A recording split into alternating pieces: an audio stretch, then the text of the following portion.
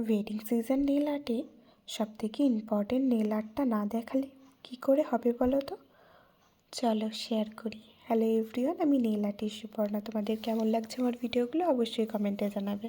Thank you আমার ভিডিওগুলো দেখার জন্য। 2 লেয়ার অফ বেস কালার দিয়ে বেসটাকে 60 সেকেন্ড কেয়ার করে নিয়েছি। দেন লাইনার ব্রাশ দিয়ে এইভাবে স্টেপ বাই স্টেপ ড্র করার পর 30 সেকেন্ড কেয়ার করে এটাকে আমি সব বাফার দিয়ে বাফ করে নিয়েছি।